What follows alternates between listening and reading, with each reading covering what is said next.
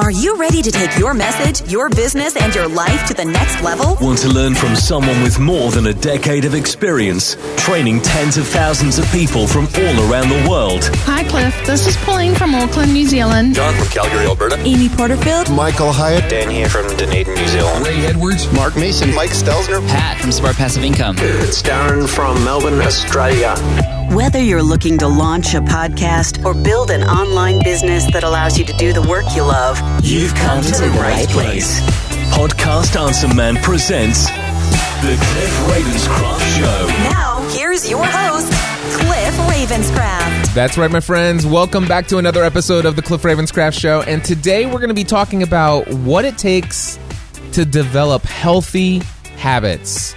We're coming up on the new year, and of course, everybody's probably thinking and hearing about these New Year's resolutions. And I know that a couple weeks ago, I talked about, the idea of setting goals and how to achieve any goal that you remain focused on. I shared a step-by-step formula. That was just a few episodes ago. Today, we're not going to be talking about specific goals like I want to, for example, launch an entirely new product in the new year, or I want to complete a marathon, or one-off goals. Those are one-off goals that I want to achieve this, and once I get there, I will have been able to say I marked that off my goal list. Instead, today what I want to talk about is the actual implementation and development of new rituals in our lives, new routines, new habits. And the question is, have you ever tried to incorporate a new healthy habit into your lifestyle and found little success maintaining it? I know that has been the case for me over many years.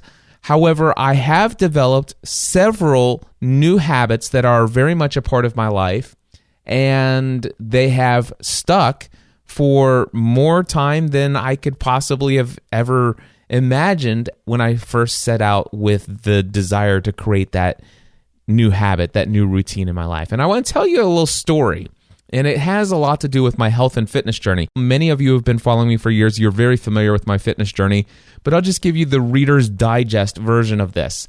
Basically, in 2008, that was the very first year of me owning and operating my own business. As a result of all the things that I didn't know about what I didn't know about business, I made a lot of mistakes. Mistakes related to pricing. I made a lot of mistakes about how to attract clients. I made a lot of mistakes about not having a mailing list. I mean, there are so many things that, man, if I only knew then what I knew now, or what I know now, things would have been different. But things weren't different. Unfortunately, I grinded it out in 2008, working around the clock, 12 to 14 hours a day, 7 days a week for the first 9 months of 2008 without a single day off. Finally, after 9 months, the business was picking up enough to start paying me a paycheck, which was awesome. It wasn't a very big one, but it was paying me a paycheck, and I decided to take 1 day a week off. And pretty much by the end of the year, I celebrated by doing a 24-hour nonstop podcast marathon. What better way to actually celebrate the end of a year where you work yourself, working at, working the candle at both, lighting the candle at both ends of the stick? Anyway, you get the idea. What better way to celebrate the end of your first year in business where you've worked around the clock nonstop, other than just doing a 24-hour nonstop marathon? I have no idea why I did it, but I did. And long story made somewhat slightly shorter, I ended up within, I think by the time that I did make it through the 24-hour nonstop marathon, but I think it was like within 2 hours of the end of that marathon, I was in the emergency room of the hospital. And in fact, ended up in the hospital for 2 weeks and nearly died. That's how I started my second year in business. It was not a fun experience, as you can imagine. Spoiler alert, I didn't die. I made it through. But that certainly kicked off inside of me the motivation to start thinking about my health and fitness in a whole new way. I'd always in my life had experienced issues with weight, overeating, just lack of good physical activity in my life. I could come up with all kinds of excuses. It doesn't matter. Just to say this, that prior to 2009, I lived a pretty lousy life when it comes to physical fitness, health, and all of those things. So much so that by 2009, I weighed 272 pounds. And just I was a mess. I almost died as a result of it.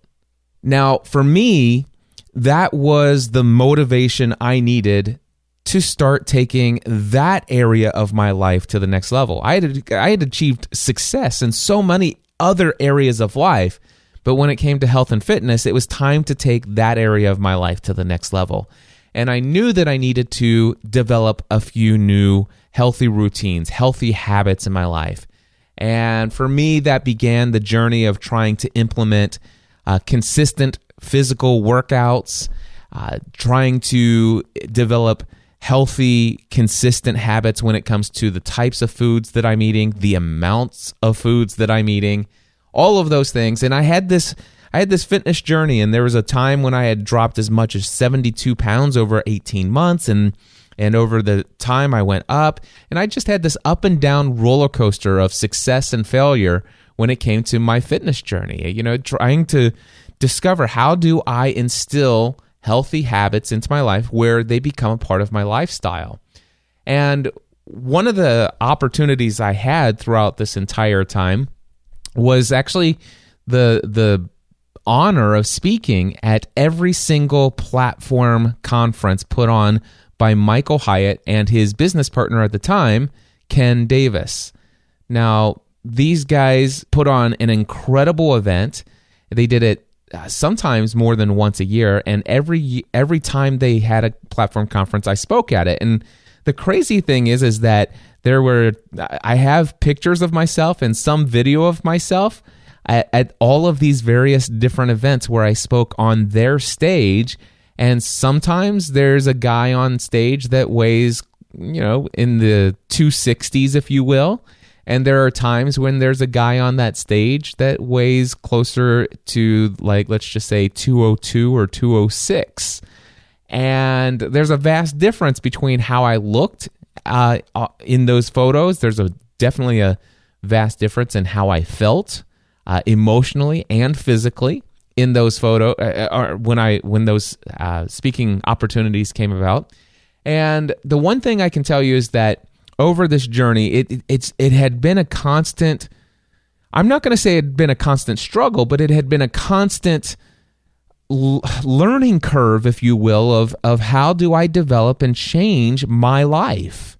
So I don't see the years from 2009 to 2014 in my pursuit of taking my health and fitness to the next level. I do not see that as a failure. Instead, I did mention that I had during that period of time many successes and many failures, but I like the term, instead of failures that I experienced, I had temporary defeat. I lost my consistent commitments to the habits, the healthy habits that got me the results that I wanted. And I noticed that I just got out of those routines. Some things that happened, I was triggered by certain events. By the way, that's one thing I can tell you, is that with every one of those setbacks where I ended up getting triggered and going back to an old lifestyle, of going back to my old habits, every time I did that, I learned something new about myself. I learned about what the triggers were. I learned about what environmental circumstances led to some of those decisions. And I certainly learned a lot about my own motivation. And so sometimes you just have to experience the ups and downs and realize it's a part of life, and you can't let yourself be beat up. Because what I can tell you is that during those years from 2009 to 2014, there were many times when I had fallen off the horse, I guess you could say, and I didn't want to get back up because I feel like, why bother? man, I was going so strong for 6 months, and then this happens. And then I allowed myself to do this. Or I was going so awesome for 18 months, and then this I allowed to happen. And the problem is when I allow myself to think, oh, wow, I've messed up. For me, it became an all or nothing kind of game.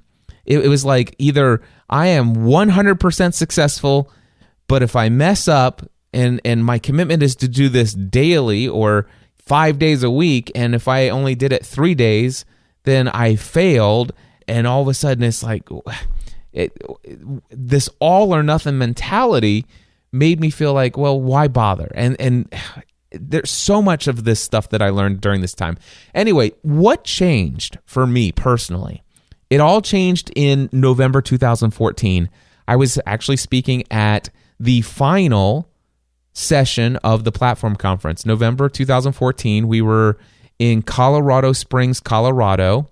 Michael Hyatt, Ken Davis invited me to come back out and speak again at their final event. And from the stage, I got up there, and just a few weeks earlier, I had purchased a brand new suit for myself to actually be on stage. And the reason why is because, unfortunately, from just 12 months earlier or 10 months earlier, I don't know how much it was, but from the previous time that I was on stage in Dallas with them, I had gained more weight, and the suits and shirt, the nice looking shirts and everything that I had previously no longer fit. And so I went and got fitted for a brand new suit. That was just a few weeks before the event. And then we get to Colorado, and I'll never forget just how humiliated I felt that morning of when I gave that talk at the Platform Conference. And the reason why I felt humiliated is because I went to put on my suit that day, the suit that was just perfectly fitted for me and fit great when I brought it home and tried it on 2 weeks earlier. But that day that I got up on the stage that morning in my hotel room, I went to put on my jacket, and I couldn't button the jacket. In 2 weeks, I had already outgrown the jacket, and I was absolutely humiliated. I felt like a failure. I felt like a fraud. And the thing is thankfully, I was able to get up on stage that day. Thankfully, I had gone through the SCORE conference, and by that time, the SCORE conference is a speaker training, by the way. But by that time, I'd already discovered the secret of not getting nervous about getting on stage, and the fact that getting up on stage and delivering a talk is not about like, oh my gosh, I hope people like me, or I hope people are impressed by me, or I hope people won't judge me. Back when I first started speaking, those were the primary things that I thought about in preparation to getting up on stage. But through going through the SCORE conference, it's like, listen, Michael and Ken did not invite me to come here to impress people, to get people to like me, or to avoid people judging me. They hired me here to share my experiences when it comes to building an online platform and helping tens of thousands of people successfully launch a podcast. And that's what they want me to talk about and bring that value to people. And I had tons of value. And so I was able, by the time it came for my talk, I was able to get up on that stage, and I was able to deliver that talk with boldness and with confidence. And I did it extremely well, if I do say so myself. And the reason why I'm able to say that, is because of the amazing training that I received from the SCORE conference, the speaker training conference that I went to. But later that day, after speaking at the event, so many people came up to me and says, "Oh my gosh, Cliff, I've been following you for so long. I'm so inspired and motivated by you. You know, I just want you to know how much you have inspired me. Man, I want to be able to achieve what you've done. I want to get rid of my unfulfilling day job and build my own platform." And basically what they were saying is that I want to achieve the level of success in my life that you have achieved. Now, I've got to tell you that hearing those things, it certainly is very rewarding. It's encouraging. But when I left that atmosphere and I went back to my room, I got to tell you, it really caused me to spiral into a bit of self-pity. And what it did for me personally was it got me to thinking, I feel like a fraud. Not that I was a fraud on the stage. I mean, I delivered what I knew I had to offer as value on the stage. But what I felt like a fraud in is this idea of, I've always told people, listen, I want to encourage people. I want to entertain, educate, encourage, and inspire people with the content that I'm creating, whether that be on the stage or in products and services, through my podcast episodes, through anything that I'm doing. I want to entertain, educate, encourage, and inspire. But for what purpose? I want to entertain, educate, encourage, and inspire people so that I can help them become more of who they were created to be, to take every area of their life to the next level. And well, I had successfully at times been doing things in my health and fitness journey where I felt like I was an incredible example of taking your health and fitness, that area of your life, to the next level. And then there I am on the stage that day. I do know. I was 268 pounds that day, and that's after going all the way down to 210. So, I felt like a fraud. And why I felt like a fraud was due to the fact that people said, Cliff, I want to be able to achieve the levels of success that you have achieved. And I'm thinking, wow, what kind of role model am I for these people that, hey, for me, I've allowed my work once again to become my number one priority in life. My health and fitness has taken the back burner once again. And I don't know that I actually want people to mimic my lifestyle. You know what I'm saying? It's like I want people to achieve certain areas of success that I've achieved, but I don't want them to live the life that I was living because, well, honestly, I was not living a great lifestyle. I did not feel like my lifestyle, my habits, my daily routines were in line or in integrity with who I was created to be. So November 2014 is when that happened at the Platform Conference. And then there was a speaker dinner. And at this speaker dinner, Ken Davis and his wife Diane invited myself and my wife Stephanie to have dinner with them at their table. Ken had brought up the idea.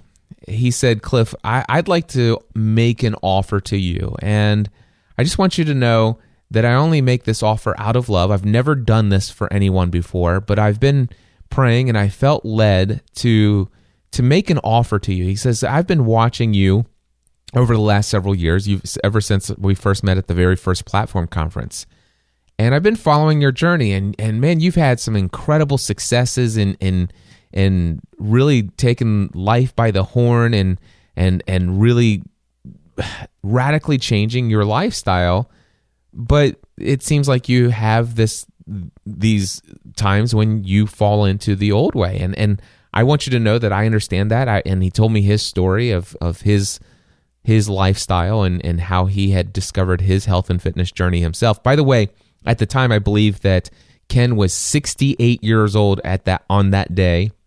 Not that it was his birthday, but that at the time, he says, Cliff, I'm 68 years old. Ken is in, at 68 years old, he's in very good physical condition, sitting across the table from me. And that morning, Ken had run 3 miles up a mountain in Colorado, and we're not talking just a small little hill. We're talking a real official mountain in Colorado. In fact, just a month earlier than that, I was at my second SCORE conference in October 2014 in just north of Vail, Colorado. And he also had been running up mountains in Vail, Colorado, which were even steeper mountains. So at 68 years old, Ken Davis is literally running up mountains, and he's going on like 50-mile bike rides, and he's just a picture of health. And so he tells me his story, and he pulls out a picture of himself from many years earlier, and I couldn't believe it was him. And so he says, Cliff, I totally relate to this up and down yo-yo journey that you've been on. And he goes, but I want to make an offer to you that I've never made to anyone else. And trust me, I will not be offended if you tell me no. And if I'm out of my place, I'll just stop talking and nothing will be, everything will be just fine between us. But I just want to make this offer to you, see if you're open to it. But he says, Cliff, I'm wanting to offer to you to be a mentor, to be a mentor to you in the area of health and fitness. And if you're open to it, I would like to hold you accountable to several commitments. And I believe that they will forever change your life. You won't have the ups and downs. Not to say that you won't fall down and make a mistake here and there, but no longer will you fall down and skip a couple days and then feel like why bother, and then just slip right back into an old lifestyle and completely go back all the way back up to where you were to start again.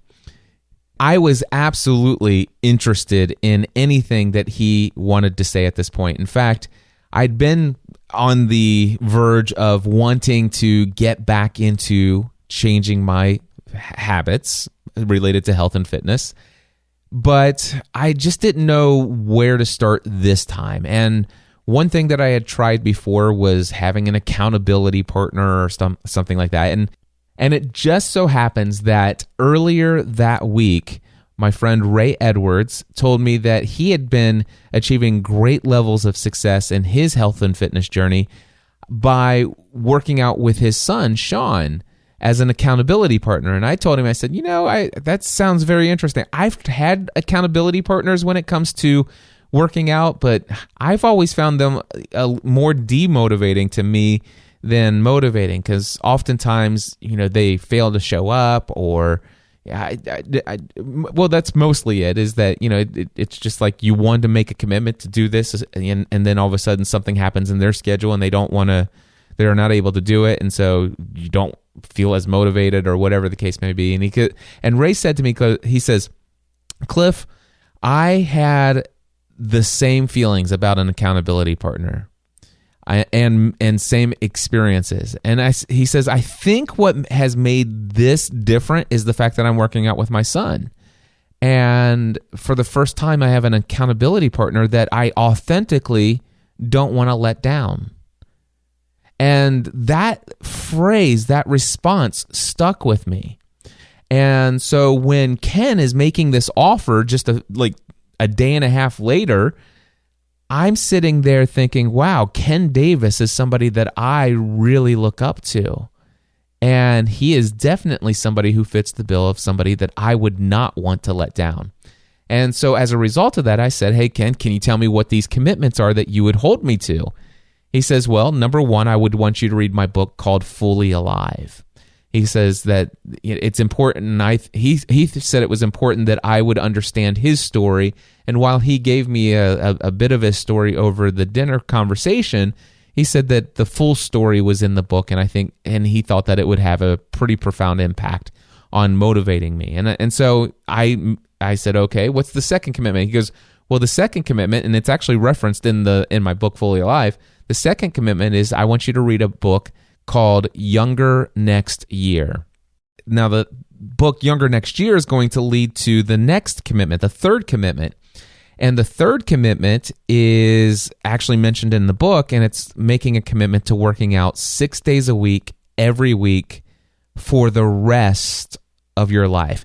Now, I got to tell you, reading Ken's book, Fully Alive, and then reading the other book, Younger Next Year, not a big deal.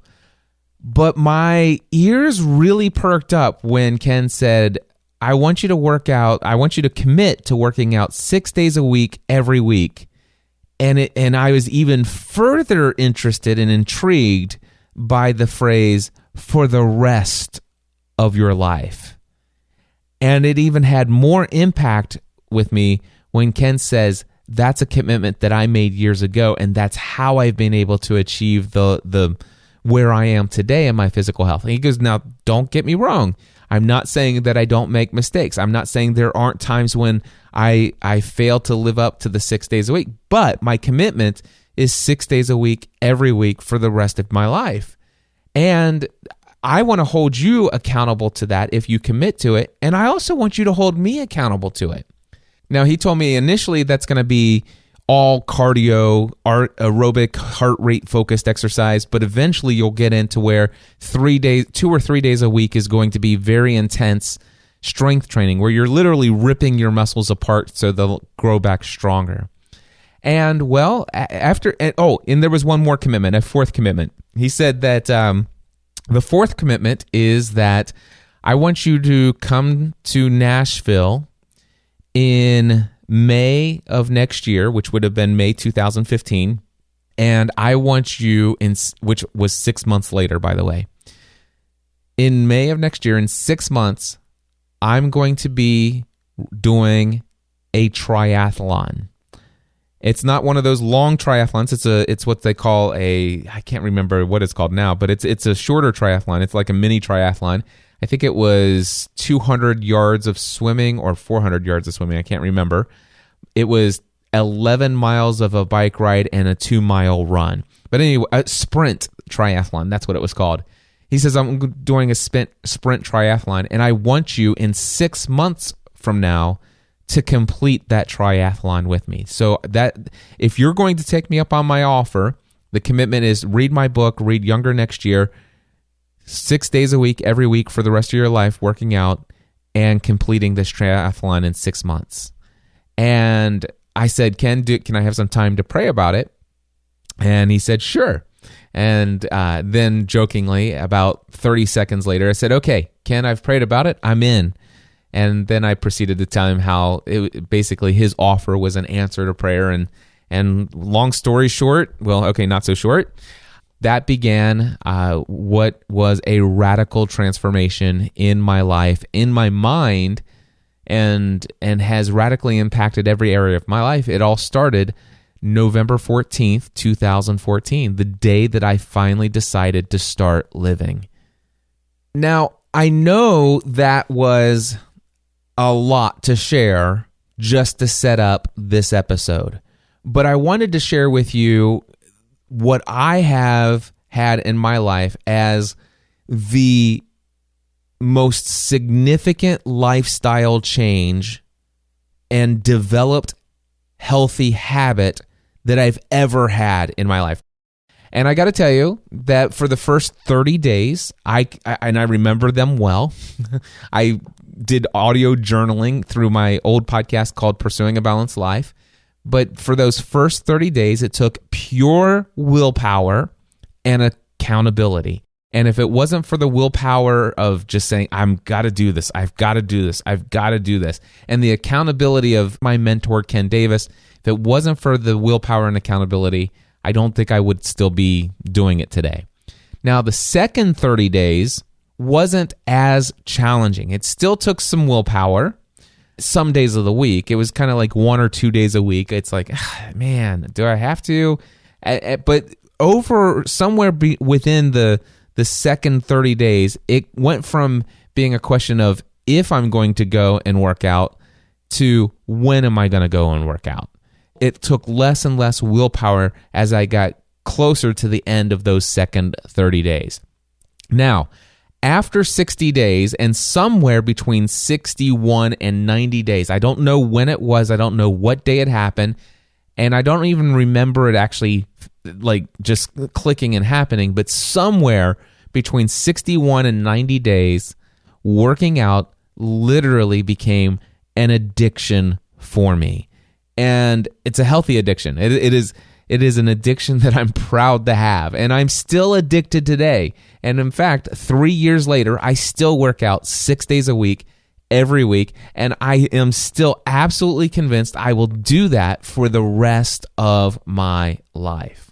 Now, with that being my experience, it got me to start asking the question, how long does it take for us to develop a healthy habit, or to develop a habit into such a routine that it just becomes a part of our lives, a part of our identity? And the most common answer you're going to find anywhere on the internet or but in any conversation, if you were to ask, how long does it take to develop a habit, you will hear it takes 21 days. Now, I'm not going to state for the record that that is a myth, but I do want to tell you that I did a bit of research on this whole where did the 21 days come from. And most of the time, I would say in almost all instances, in modern day self-help, productivity, this field of personal development realm that we're in, if you have been told by anybody in our industry, in this niche, that it takes 21 days to develop a habit, that thought or that phrase or that quote-unquote fact can be likely traced back to Dr. Maxwell Maltz. Now, Dr. Maltz was a plastic surgeon who basically noticed a pattern in some of his patients. For example, he had patients who he had done amputations on where they had lost a leg or an arm. And after having their arm or leg amputated, they would report the sensation of having a phantom limb for about 21 days before they actually adjusted to life without the limb, and it just became normal and the phantom pain went away, or the sensation of having a phantom limb went away. Now, similarly, he had patients who had cosmetic surgery on their face, and he said that his patients would report that looking into a mirror was very shocking to them, that it took them a while to adjust. And in discussing with his patients and following them very closely, he noticed again a pattern that it was about 21 days before they began to get used to seeing their new face in the mirror. Now, this caused Dr. Maltz to evaluate his own experiences with adjusting to new habits that he had experienced over his lifetime. And when he began to intentionally evaluate developing new routines and new habits in his own life, new behavior patterns, he noticed that again about 21 days, or a minimum of 21 days is what he would say. And in 1960, he wrote a book called Psycho-Cybernetics. Now, by the way, Psycho-Cybernetics was, again, it was published in 1960 by Dr. Maxwell Maltz. And this book from 1960, Psycho-Cybernetics, has since sold over 30 million copies. And in that book, Dr. Maltz wrote that he noticed that it seems to take, and here's his quote, a minimum of 21 days to form a habit. Now, there are two things I want to point out to you.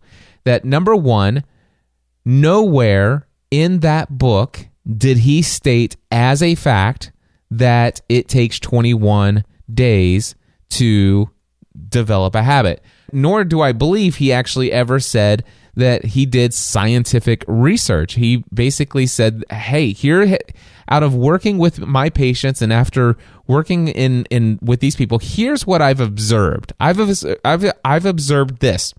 And specifically, what he observed is that he said it takes a minimum of 21 days to develop a habit. Now, as a result of the popularity of this book, many people began to quote his observations as fact. However, I would say that a lot of the original motivational speakers, self-help gurus, life coaches, people like Jim Rohn, who else is there? Zig Ziglar, Tony Robbins, and all these other people. They obviously were inspired and motivated by a lot of the things that they read in Psycho-Cybernetics.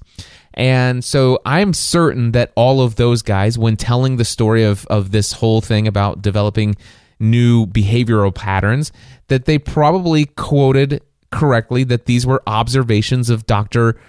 Maxwell Maltz, and that Dr. Maxwell Maltz in his book Cybernetics said that he observed that it generally takes a minimum of 21 days to develop a habit. However, as people began to hear somebody from a secondary source, such as a motivational guru, speaker, or whatever the case may be, and then those people would hear it from them and tell somebody else, who would then tell somebody else, who would then tell somebody else. And eventually what happened was that people started to drop the fact that these were observations, and instead have been saying, oh, well, it's a known fact, and research shows that it takes, and they dropped off the minimum. And so research has proven that it takes 21 days to develop a habit. And then so after time, it's like people sometimes have extended that out, and you will sometimes hear it takes 30 days to develop a habit. And the reality is that if that's the origin of that line of thinking of how long does it take to develop a habit, I will tell you that it's led a lot of people astray, and that they have made 21-day and 30-day commitments only to find out that after they finished and successfully achieved their 21 or 30 days, they find themselves going back to some of their older habits. Now, in my research of this, I did notice that and by the way, I'm just researching scientific research that I found, and scientific research that's been done more recently, and that is actually, educational, like colleges, universities around the world doing these behavioral studies. What recent studies have shown is that habits, how long they take to form, depend on what the habit is, who it is that's trying to form the habit, and also any related circumstances that surround the person trying to develop the habit. So there is no one number for anyone, but there's been enough research and enough studies done to know this. Number one, that forming a new habit typically takes a minimum of 2 months and can take as much as 8 months or even longer, but somewhere between 2 months and 8 months, depending on the habit you're trying to incorporate into your lifestyle, who you are and your own circumstances, your own environment. A lot of those things are involved, but really you should not expect to develop a habit in anything less than 2 months. Now, that's what my research of all the current studies on how long does it take to develop a habit. Now, by the way, here's some encouragement for you. Don't feel so bad any longer about the fact that you've tried 21 and 30-day challenges and then went back to your old way of living. Don't get discouraged by that, because if you felt like I should have been able to turn that into a habit, there's a good reason you didn't, because most of them require a minimum of 2 months of consistently doing those things before they become a habit, and some of them can take up to 8 months or even longer. And don't let that discourage you either. You should just commit to it and begin moving forward. And the good thing is that all of this research out there shows that missing a day here or there has no measurable effect on whether or not you actually form the new habit. So this is not an all or nothing scenario. And by the way, that's why I'm not a huge fan of apps that consistently focus on tracking how many streaks that they call them streaks. How many days in a row have you been consistent without missing a day?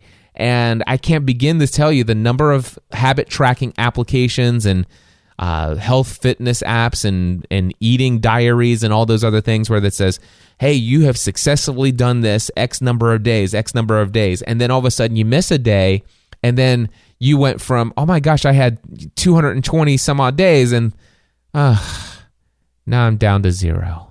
Now I've got to start all over again. That can be demotivating, but the reality is that missing a day here or there, it does not impact whether or not you are going to be able to develop this as a regular part of your lifestyle, of developing this as a part of your identity. So, for example, I tell you that on November 14th, 2014, I made the commitment to work out 6 days a week, every week for the rest of my life. And I have maintained that commitment. Now, does that mean that I have never missed more than 1 day a week? No. I would say that in the past 3 years, there have been a total of maybe 5 or 6 weeks. I can't remember any that were back to back, but there have been probably 5 or 6 different weeks somewhere spread throughout the last 3 years where I did not make it all 6 days. Some of those were, I remember one time I went to the doctor. I had an upper respiratory infection, and he told me, he said, Cliff, listen, you really need to give yourself some rest. I'm going to give you a steroid shot and some antibiotics. I want you to take 2 or 3 days off.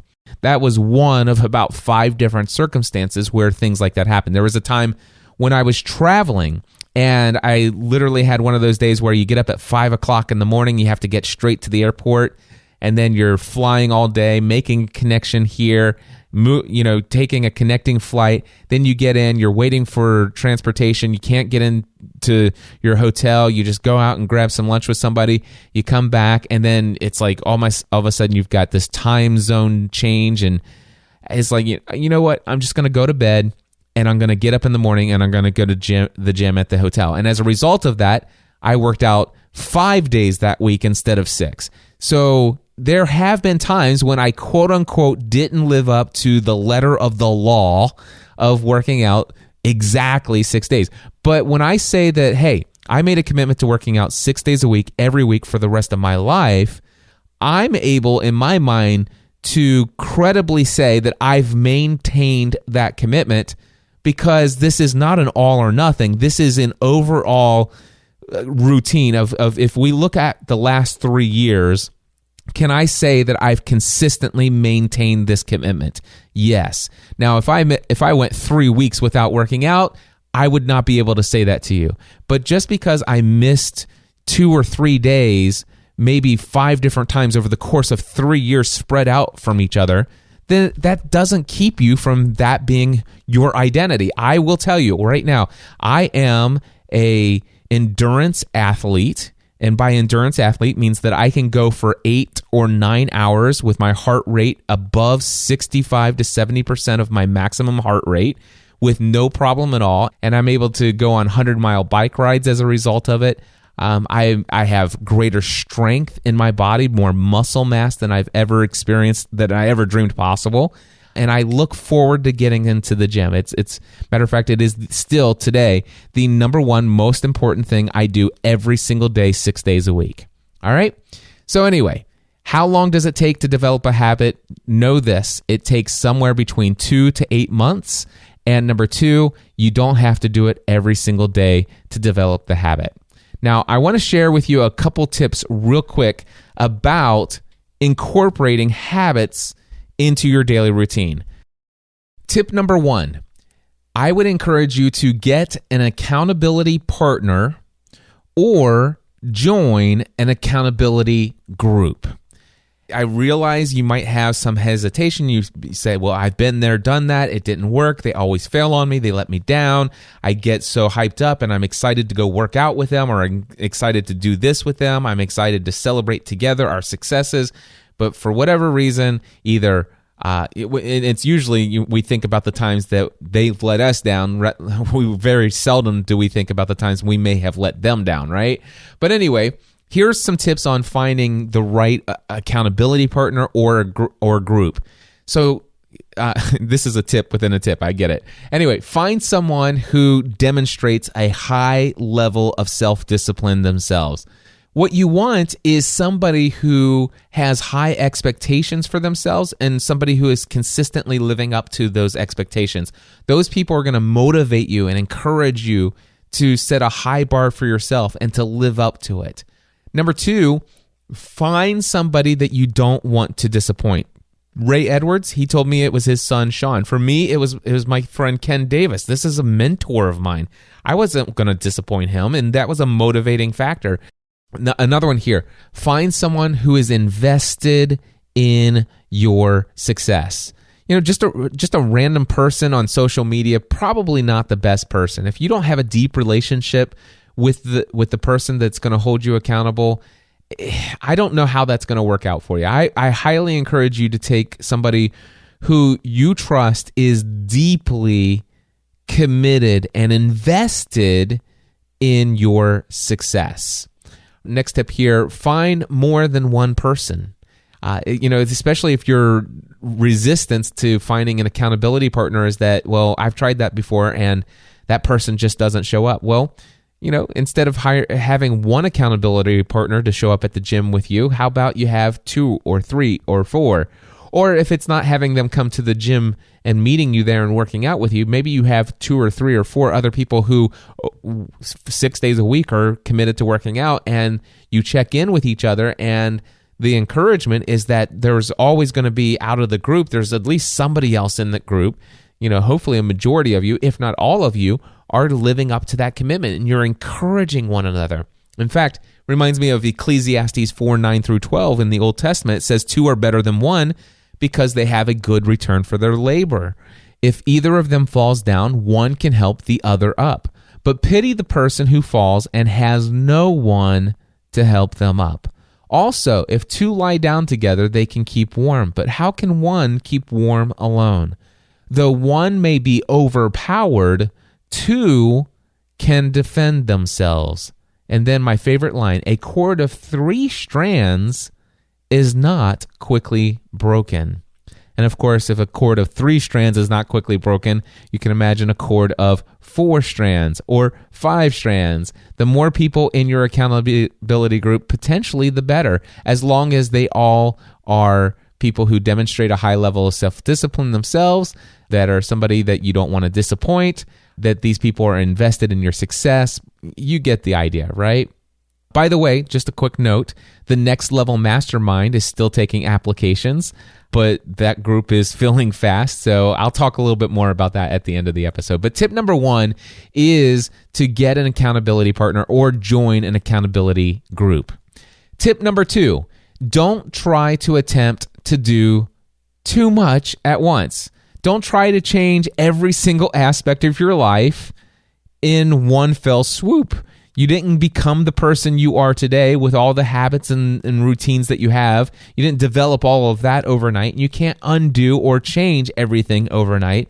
And oftentimes what I see is a lot of people will get super excited about making some lifestyle changes. They get involved in an accountability group, and the next thing you know, they make an entirely long list of things that they would love to see in their perfect day, their perfect week, their perfect morning routine, and before you know it, they're just overwhelmed. In fact, in the Next Level Mastermind, we have an accountability app that we're using to track each other's commitments, what we're committed to on a daily basis, and each day we're going in and checking in. It's optional, it's not a requirement that you participate in the accountability app aspect of our Next Level Mastermind, but it's an option for anybody who wants that added accountability even between their hot seats.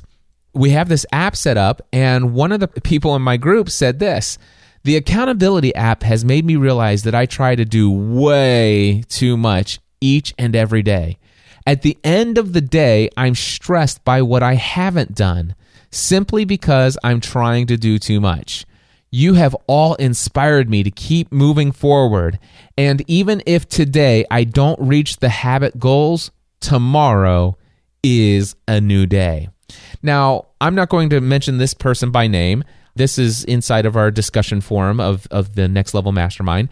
But what I will say to this person, just without speaking their name, and anybody else who might be facing this, I would encourage you to remove several of your daily goals. Now, what I mean by that is I'm not saying don't set those as aspirational things that you want to incorporate as healthy habits in your life. In fact, I would encourage you to make a long list somewhere else of new habits that you want to slowly inject. But instead, I would encourage you to pick 1, maybe 2, and at the most 3 brand new habits that you would like to develop and make a part of your regular identity of who you are. And I want to encourage you to take those 1, 2, or at maximum 3 and master them before you add a new one. So what does that mean? That means like I'm already pretty consistent at doing habit number 1, habit number 2. So go ahead and add habit number 1, habit number 2. Those are pretty low-hanging fruit, and you know that each day when you go to check in, you're going to be able to put a green check mark and say, yep, I did that. Yep, I did that. the simple fact that now you're logging it and sharing it with your accountability group, what that means is that even though you have been pretty consistent, there have been times where you've let yourself slide and you chose not to do something that you knew that you want to be a part of your regular routine. But because there is no accountability, you kind of just let it slide every now and then. Just simply adding that as a habit number 1, habit number 2, since those things are there, now that they're so much a part of your routine regularly, to actually commit to saying, I'm going to do this every day, or I'm going to commit to this 6 days a week, or whatever the case may be, go ahead and add those on as habit number 1, 2, and you can add as many of those as you like. Okay, but when it comes to something that it's like, okay, now here's something I desperately need in my life. I know I need to commit to this, but I've not successfully been able to routinely make this a part of my life. I mean, it's not, it's just like, this is really a struggle for me. It takes tons of willpower. Here's what I will tell you. Willpower is like a muscle. Willpower, and by the way, this is scientific research. I don't have I didn't go back and look where I found this, but willpower is like a muscle, and that muscle, the more it's used, it will slowly give out. That's why have you ever found yourself making a decision that I'm going to choose to be very healthy, focused with my food choices throughout the day, and in the morning, you find no problem at all staying away from the pastries and the donuts and all the other sugary snacks. Lunch, you probably are okay, and you were able to skip the French fries and the tater tots or whatever, the loaded baked potato with extra sour cream or whatever the case may be. But then it's dinner time, and it's like all of a sudden it's like, you know what? I want seconds, but you choose not to. But sometimes you do, sometimes you don't. And then the next thing you know, you're watching TV. It's 8 o'clock at night, and that's where you go into the pantry and you pull out a bag of greasy potato chips and you eat the entire bag. Why? Well, because you've been you've been using that muscle of willpower all day long, and it's been stretched out. It's been stretched. And as a result, at the end of the day, you only have so much willpower. And willpower isn't just used in your new habits. Your willpower sometimes is used in some of the other activities that you've got going on throughout your day. So you're not just using your willpower on these new little habits that you're forming. But here's what I can say is that if you are trying to do habit tracking inside of your habit tracking application that you're sharing with your accountability group, if you're adding 3 new things that are not a part of your daily routine, but you want them desperately to be, but each of those 3 new things require a significant amount of willpower to actually get up and off the ground, I got to tell you, you're going to consistently see failure over and over again, because you're trying to incorporate too many things. You don't have enough willpower to do that, or you may not even have enough time. You know, David Allen, he wrote the book Getting Things Done, which, by the way, I've never read, but I have heard him quoted many times for saying, you can do anything you want, but you can't do everything. And so sometimes it shocks me to see sometimes the number of things people will put into their habit tracking software. And when I look at it, I'm like, oh my gosh, okay, that's a lot of things. And where's the flexibility in your day? Where's the flexibility in your schedule and stuff like that? But it'll be interesting to see how some of those things stack up. Are they able to consistently do this? Will they need to make some adjustments and allow for some more margin and flexibility and things of that nature? But tip number 2, don't try to do too much. Instead, pick 1 or 2 positive habits that you want to make a part of your life and work on mastering those. Tip number 3, ask yourself why. For any habit you want to develop, I believe you really must have a great reason for making it a part of your life. The more emotionally tied that you are to this reason why you want to incorporate this habit, the more likely you're going to stick with it. So I would encourage you, when you're asking yourself why, ask yourself this: what pain will this help me avoid? What pleasure will I experience by doing this. And I want you to think about very emotional or physical pains and very emotional or physical pleasures that these habits will cause if you do or don't do them. Tying it emotionally and having a good reason why and remaining focused on that is going to help you succeed. Also, I want to suggest that your why should always come within you and not from external forces. Don't allow other people to should on you. Coming from my very Christian background, I'll never forget the number of times when I just felt absolutely compelled to make a commitment. I must study the Bible every single day. I want to spend at least 1 hour studying Scripture every single day.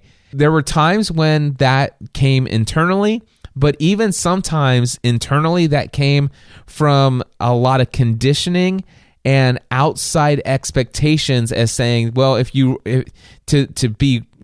be a real Christian, it means to do this. If you were truly devoted, truly committed, and what I realized is just how much of that was coming from external forces. And so, just make sure that when you are making these commitments, that you're not doing it because you're trying to avoid the condemnation or the expectations of others. Do it for yourself. It's not a selfish thing to want to make sure that the habits that you are doing are for your benefit. This is your life, by the way, not someone else's. Live your life. Ask yourself why. That's tip number 3. Tip number 4, don't compare your list of habits to others. Now, this is specifically for those of us who are in an accountability group where other people are sharing what their goals and daily routines and habits are that they're trying to maintain. For example, in the Next Level Mastermind, again, not sharing any names, but one person has this on their list: wake up by 5 a.m., work out by 6 a.m., meditate at 8 a.m., review goals at 8:30 a.m., 2 to 4 hours of content creation per day, doing deep work. No alcohol or soda throughout the day. Read for 1 hour at 9 p.m. and be in bed by 9 p.m. I think those are extremely valuable goals to have. For me, I'm an early riser. I would love to be up at 5 a.m. every single morning. It's not on my list right now. And by the way, the reason why it's not on my list is because there are times when that's just not what I want. It's not something that I feel like I have to live up to. Why should I get up there at 5 a.m.? If I really want to be up at 5 a.m., I'd get up at 5 a.m. But sometimes I want to sleep in until 7 o'clock. And I'm cool with that. And so I don't need that right now. And if I desperately wanted it, that would, for me, at this moment in time, it would be a habit that would require a great deal of willpower. So for me to set that as one of my habits to be tracked and shared for accountability purposes, I'd have to put it off because, well, right now, I've got 2 other goals that are currently on my list that require a great deal of willpower. And so right now, that goal of waking up at 5 a.m. is not on my list. What I'm saying is that you don't want to see the list of other people and then compare yourself. It's like, wow, I must be playing it small. Don't ever... Here's the thing. When you see these other folks checking off their goals, and it's like they've got all these amazing goals, and you see them hitting every day, that's like 100%, they're hitting all of their goals, understand that a lot of these goals may have already become a daily part of their routine. They've maybe been working on each of those individually over time, and one by one, they were able to incorporate these into their daily routine. Or number 2, their willpower is really strong in the first couple of days or weeks of setting these goals, and you may find that they need to modify them in a couple of weeks. So, but the idea here isn't to look at other people's habits that they've tracked and to compete with your other people in your accountability group. An accountability group and sharing your habits that you want to incorporate into your daily life, this isn't a competition with each other. The goal is to compete with who you were yesterday. The goal is to compete with who you were last week. The goal is to compete with who you were last year. this is not about a competition. The reason why we're sharing our goals and our new habits that we're trying to live up to, and we're tracking whether or not we're actually living up to those commitments that we have, it's just there so that other people can encourage us and say, good job, or hey, and ask, hey, I noticed that you haven't been able to knock that goal, or to successfully hit that goal that you've been trying to strive for. Is there anything I can do to help, or you want to talk about it? Anything like that. The goal is there for the sharing purposes, is for encouragement. That's what it's there for. And then I'll give you one more tip. Surround yourself with role models. Whatever habit that you're trying to incorporate in your life, I want to encourage you to surround yourself with role models. Now, Jim Rohn is famous for saying, you are the average of the 5 people you spend the most time with. And that's absolutely true. And that's why I love the mastermind group atmosphere. But it's not just the people that you spend the most time with, it's the input that you take. You are the average of you. Basically, what you put into your life, you will get out of your life. And this also includes the kind of content you're listening to, the kind of pictures that you see, it's not just the people, but it's the environment, it's all the other stuff. So let me give you an example of some things that I've done. So I told you my goal is to work out 6 days a week, every week for the rest of my life. So one of the things that I did back in 2015 is I subscribed to Men's Health, Men's Fitness, and Muscle and Fitness magazines. Now, every month I would get 3 issues of these magazines.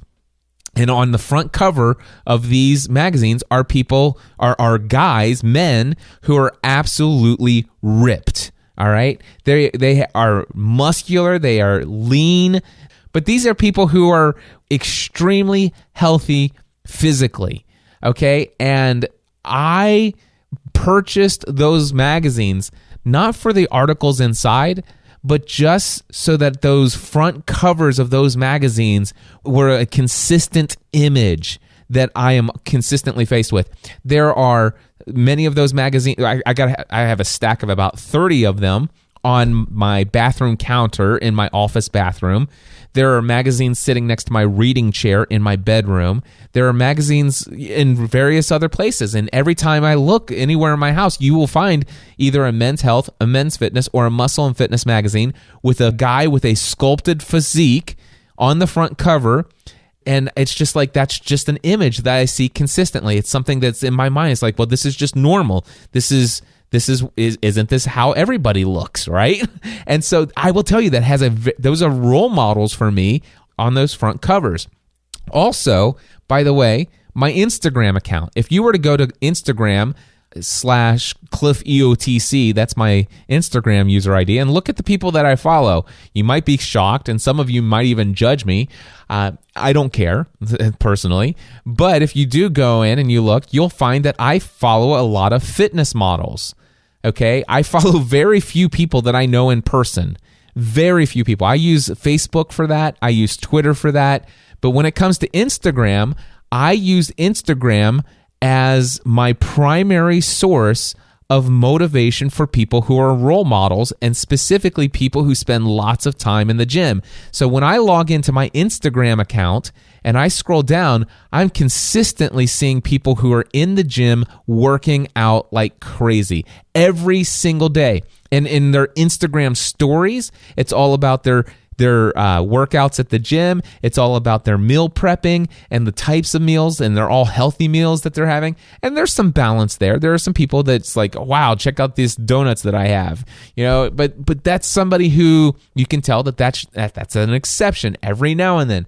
But the idea here is that you want to surround yourself with people who are achieving success at high levels in the areas of life where you are looking to achieve success. So real quickly, those 5 tips that I've shared with you. Number 1, get an accountability partner or join an accountability group.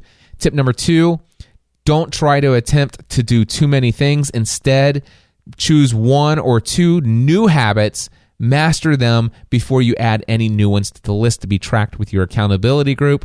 Tip number 3, ask yourself why. And also make sure that you're emotionally tied to the why. Emotionally, what pain will you avoid, or what pleasure will you experience? Tip number 4, don't compare yourself to and your list of habits to anybody else on the list. Let their habits be their habits. The whole purpose of sharing the list of habits with each other is so that you can simply encourage them in the pursuit of their goals. You never know how long it took them to develop the lifestyle and the routine that they have to where they can easily check off every single day all of those things that you see on their list. Don't expect that you can just get there overnight just by joining the accountability group and setting it up. And then tip number 5, surround yourself with role models. Now, in closing, I just want to share with you the app that I'm using with my Next Level Mastermind members, and I'm even getting ready to invite my Green Room Mastermind into this as well. It is called Habit Share, and you can find this at habitshareapp.com, habitshareapp.com. It is a free app. After doing lots of research, I looked into Streaks, I looked into Make Me app, I looked into 15 different applications to decide which one did I want to implement inside of the Next Level Mastermind. And I ended up going with Habit Share because, number one, it is a mobile application, which means that you can track this not just while you're in front of your desktop computer, but you can be logging your habits as you achieve them throughout your day, anywhere you are, as long as you have your smartphone with you. It is iOS and Android compatible, so they have apps for both, and they're interchangeable. And it's social, so you can actually add friends and share your habit tracking with your friends, and you can message each other inside. But basically, after a lot of research and a lot of testing out the different features and functionalities, I chose to go with Habit Share. And again, you can get that at habitshareapp.com. The good news is that I reached out to Luke, who is developing this app, and I have confirmed that this app is still under ongoing development. The actual app itself, as it is, all the functionality that's there now, he's committed to, at this time, having all of that be free for life. And it's an incredible amount of features for being free. And he is developing some new features that he's building into the app, and he's looking to monetize this at some point by probably adding some functionality that would be premium features down the road. So I did get some confirmation from Luke, who is the developer of the app, and this app is being worked on with some new features going to be rolling out before too long. But the good news is that it's free, and as the app has, as far as the functionality that's there today, as far as he is concerned, it will be free for life. And right now, there are no ads in it. But let me just say this. If he decided to turn on and put ads in there in the free version, I certainly wouldn't fault him for it.